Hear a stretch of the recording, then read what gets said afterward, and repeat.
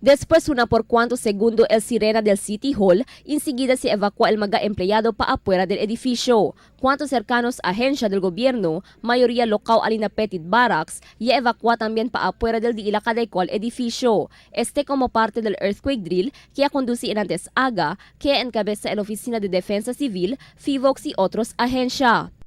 We conducted several series of orientations para sa mga agencies, and then of course kahapon nag-conduct rin sila ng orientation para sa mga evaluators para alam nila kung ano yung hahanapin. So basically alam na ng mga agencies kung ano yung mga magiging signal bago anong gagawin before, during and after the drill.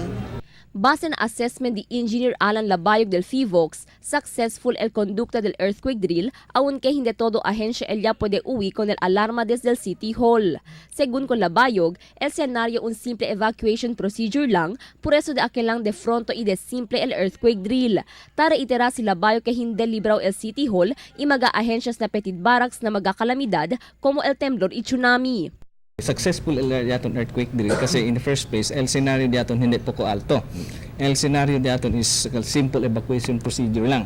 Meaning to say right from the start ta-advert kita na el evacuation procedure yaton is from building to evacuation area lang. So amo lang atkel. Now when it comes to pwede ba kita man attain kung objective or simple evacuation procedure, definitely pwede kita man attain. So in other words, a successful yaton earthquake drill. Base na observasyon del mga evaluators, cuantos el mga empleyado, no hay ase de seryoso con el earthquake drill.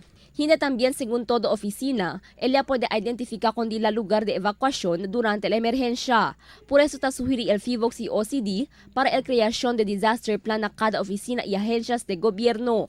Mientras tanto, el alcalde del ciudad Ben Climaco Salazar y habla también que fuera na mga agencias de gobierno, debe también preparar el cada vivientes del ciudad. Debe según conducir safety drills na cada cual casa y asegura que preparó el cada vivientes en tal caso ocurri un fuerte temblor. Kaya lang kita abla ko ng mga bibientes. Number one, that we must take all of these earthquake drills very seriously, and we appeal to the media for the conduct of advisories.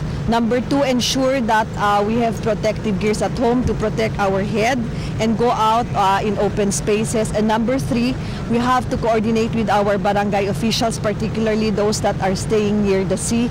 El earthquake drill este día como parte del nationwide simultaneous earthquake drill para na primer quarter este año. Objeto según de la actividad, amo para preparar con cada agencia de gobierno si cosa debe hacer antes, durante y después ocurrir temblor. Cristal Almonía, Dateline Zamboanga.